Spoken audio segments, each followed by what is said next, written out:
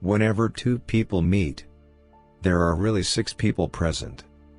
There is each man as he sees himself, each man as the other person sees him, and each man as he really is. A great many people think they are thinking, when they are merely rearranging their prejudices. Action may not always bring happiness, but there is no happiness without action. The art of being wise is knowing what to overlook.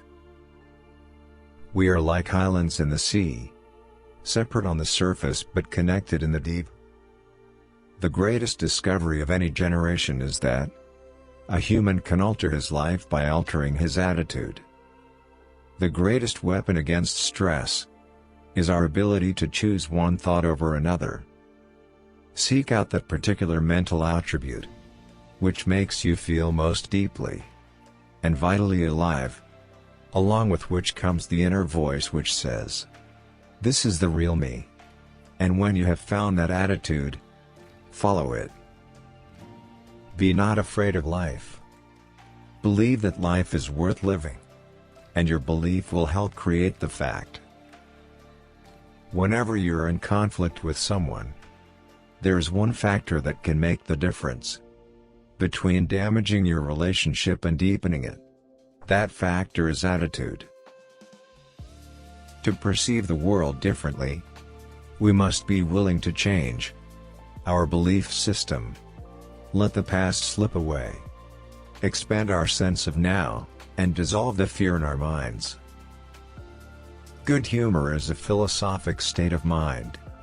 It seems to say to nature that we take her no more seriously than she takes us.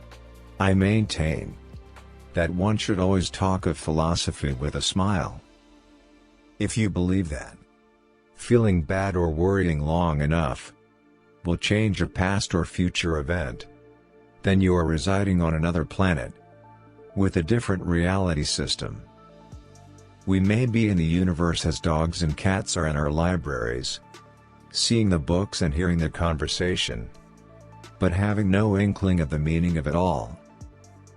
Beyond the very extremity of fatigue, distress, amounts of ease and power that we never dreamed ourselves to own.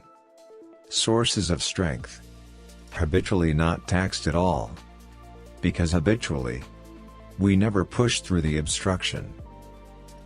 Do every day or two something for no other reason that you would rather not do it, so that when the hour of dire need draws nigh, it may find you not unnerved and untrained to stand the test.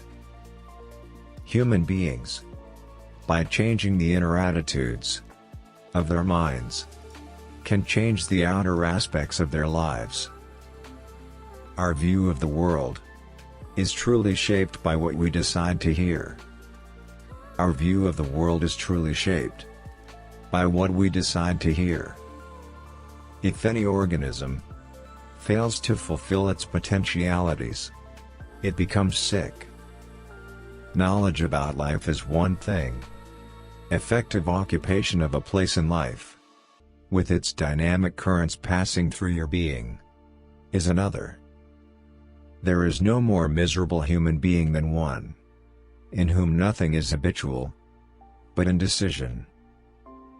Philosophy is an unusually stubborn attempt to think clearly. The aim of a college education is to teach you to know a good man when you see one. There are two lives, the natural and the spiritual, and we must lose the one before we can participate in the other. The union of the mathematician with the poet, fervor with measure, passion with correctness, this surely is the ideal. A man has as many social selves as there are distinct groups of persons about whose opinion he cares. He generally shows a different side of himself to each of these different groups. It would probably astound each of us beyond measure to be let into his neighbor's mind, and to find how different the scenery was there from that of his own. Your hopes, Dreams and aspirations are legitimate. They are trying to take you airborne. Above the clouds. Above the storms. If you only let them.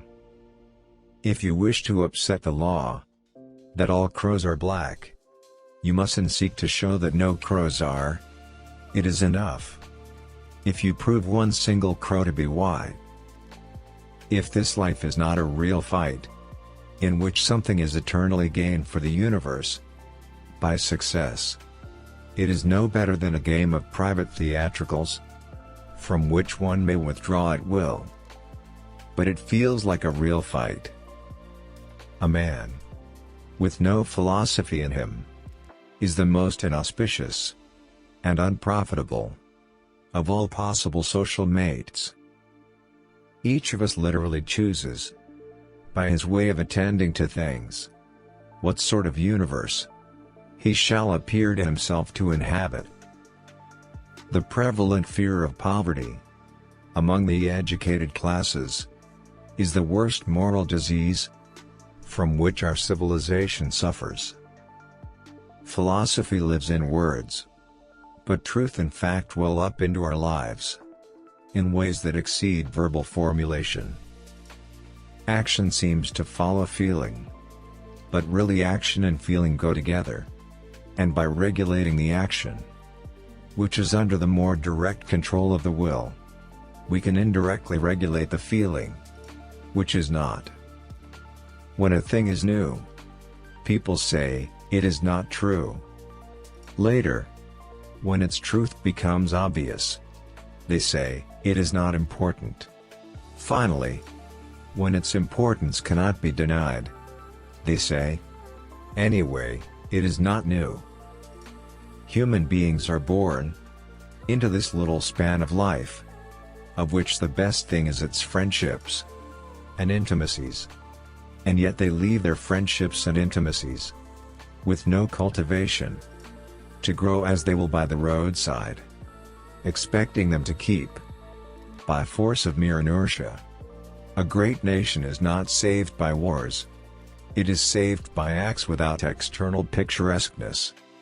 By speaking, writing, voting reasonably. By smiting corruption swiftly. By good temper between parties. By the people knowing true men when they see them, and preferring them as leaders to rabid partisans and empty quacks. I am done with great things and big things, great institutions and big success, and I am for those tiny, invisible molecular moral forces that work from individual to individual, creeping through the crannies of the world like so many rootlets, or like the capillary oozing of water, yet which if you give them time, will rend the hardest monuments of man's pride. Action seems to follow feeling, but really actions and feeling go together, and by regulating the action, which is under the more direct control of the will, we can indirectly regulate the feeling, which is not. Thus the sovereign voluntary path to cheerfulness, if our cheerfulness be lost, is to sit up cheerfully, and to act and speak as if cheerfulness were already there. These then are my last words to you. Be not afraid of life. Believe that life is worth living, and your belief will help create the fact.